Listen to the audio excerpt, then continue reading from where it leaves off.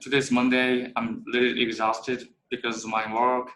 So I need to prepare this material after this 2 hours meeting, and then I have to do the other Korean version of the meeting. Yeah, but this is really fun to share knowledge.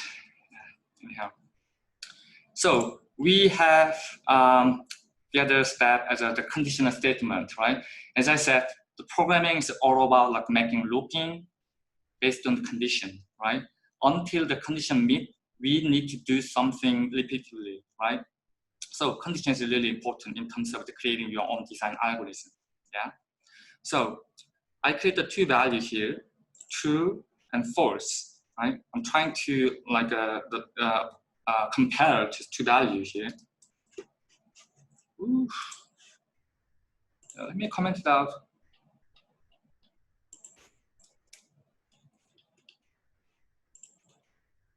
Okay, here we go. So yeah, this is the actually true value, right? This is false. We ask the TypeScript, is it same? They say no, it makes sense, right? And then they true and false, they are different. Is it true? They are different. Then this is true, right? So it's nothing special, just like a Python. However, in the TypeScript, there's a more strict comparison. So for more information, so we can go to this web page. So actually, you know what? We can use the comparison using double equal sign, but in the TypeScript or JavaScript environment, many developer expertise to use the strict comparison using one more like equal sign. So there's a reason here. So if you guys want to know more, then please visit the website here there.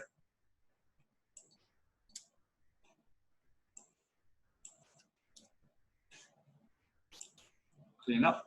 Yeah. So yeah, same as before. We have a variable which contains 10 string. Yeah. And sorry, number 10, and B has 10 string. And then we try to compare A and B, they are false. It makes sense, right? But however, if I cast from the string to the number, then the result is true. Yeah. And then also we have the logical operation. This is very straightforward, self-explanatory, right? So it's nothing special. Yeah, it's a Python. So I'm going to skip it.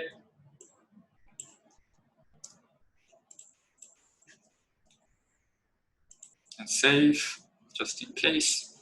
So we try to measure the type here, right? We know this is the integer number, right? But this is a float number, correct? Actually, you know what? The right representation is we need to append the F. This is actually fashion for C# or C++ for Java things. But there's no particular things, so we just get rid of the F here.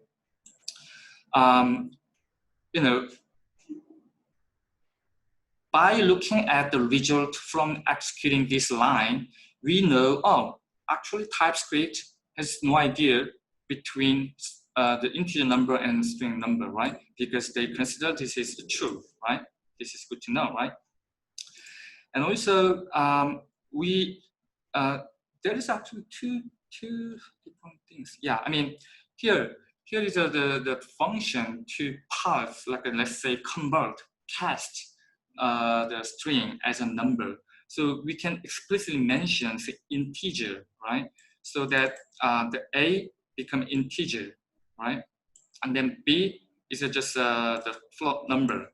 So let's say, I'm confused. I want to connect out here. So they say this is true. Okay.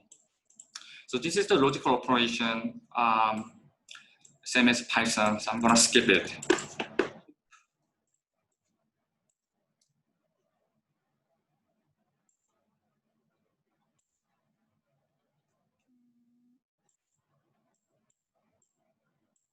Yeah, I think this is good.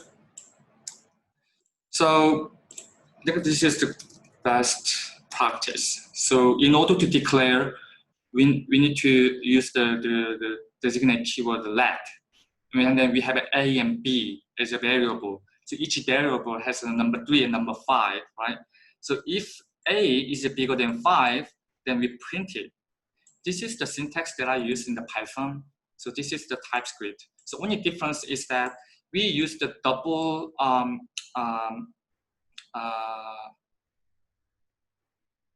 what is this? My brain is stopped right now. Colon, yeah, colon. Yeah. So we used colon and then make space, like a 4 space or tab. Yeah. Because otherwise the scoping is not working in Python. This is just a strict rule we need to follow in the Python. However, in the TypeScript or Java or C# or C++, they use the curly brace to define the scope. Okay. So actually I can do like this. It doesn't matter. Yeah, as long as we are able to maintain the syntax. Okay. But this is, I think, good to see. It's like a visual block, right? So if once you use the if, we need the parentheses open, and then there's a logical operation, and need to close the parentheses, and then curly brace, and curly brace. And also we can compare as a next sort of the logical operation. If the condition doesn't meet in 2 different situations, otherwise we can always execute this line. Yeah, it's like the same as the Python, but a little bit different syntax. Yeah.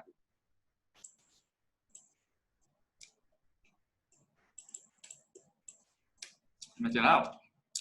The loop, yeah, loop is really important things because we are doing some programming, right? So actually there is a lot of way, more than 5 or 6 way to loop through all the list or string. Yeah, but I don't want to mention all of them because it makes you guys confused. Yeah. So in this case, I just wanted to use like a very simple and old-fashioned. Yeah, that possibly you can apply this syntax C# or C++ Java things. So this is a very simple rule. We have a for, just like if, right? Once you use the for, and then we use parentheses to make some condition. Yeah, and then there's 3 things split by semicolon. Yeah, 1 scope, 2nd scope, the last scope. The first scope is a define sort of a starting number for here, and then the 2nd scope we assign some condition until the condition is validated. The loopings keep going. Correct, right? And then this is the 1 extra operation after the individual loop, right? So let's say in this case, we have I, which is 0, right? If the 0 is smaller than 3, then we're gonna keep loop so that we are able to see I don't like the environment, I guess. it was good, but I don't know, for some reason it's a little bit weird. Come on, we are busy. So I expect, okay, here. So here's a hello world 1 time, 2 times, 3 times. Can you see the small, the circle number here with the circle?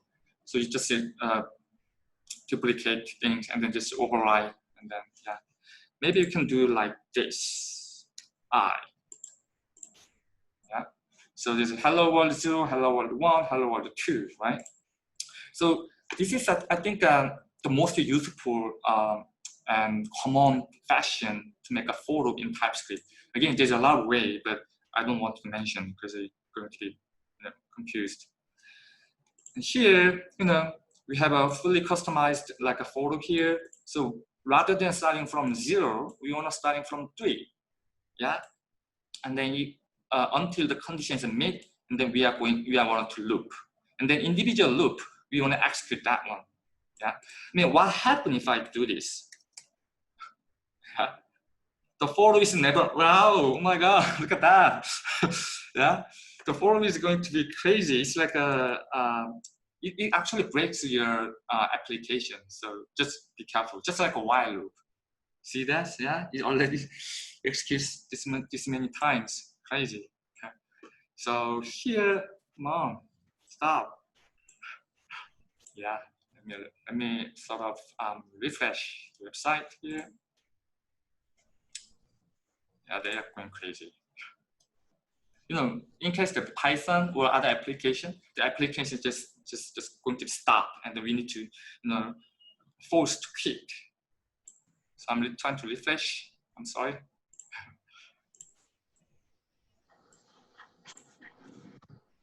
Okay. Come on. Okay, great.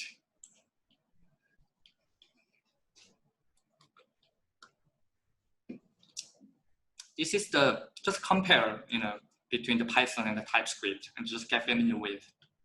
I don't expect that you memorize everything, you guys.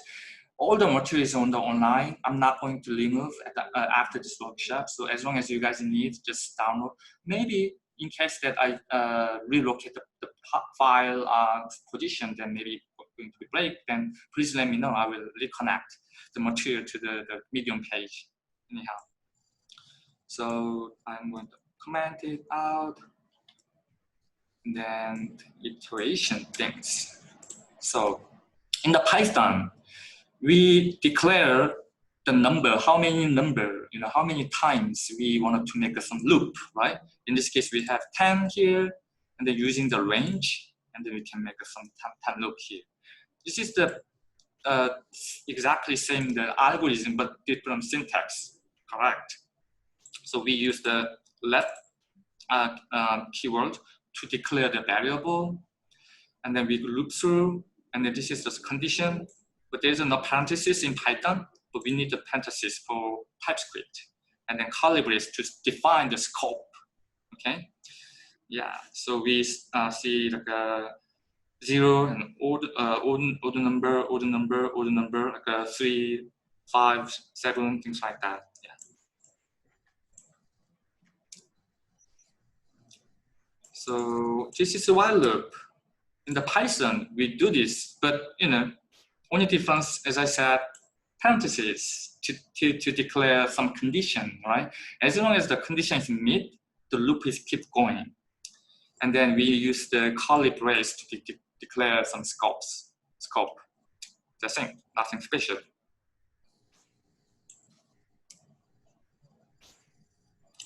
And this is the, like a, let's say, double for loop, yeah? We have, just forget about this for loop. We can focus on this one, right? J is 0, and then the condition is the less than 3, right? And then we're gonna increase 1 by 1 as the loop is going through, right? But the reason it breaks is because it's also need like an I, which is the other dimension here. So now we have a double for loop. So let me follow the flow of the execution. So the I is 0, right? And then simply pass it. And then I meet the other for loop, J is 0, right? And then I print 0, 0, right? And then we are inside of this the second loop, and then we revisit here. But you know, we did increase number 1 to the J, so J is no longer 0. J is 1. But still, 1 is less than 3, so the condition is met. And we do execute this line again. And then if the J is a 3, compare 3 equal 3, compare 3 and 3, it's the same as a 3, right? It's not smaller than 3, right? So the condition is a break. So we do not need to reach this scope, right?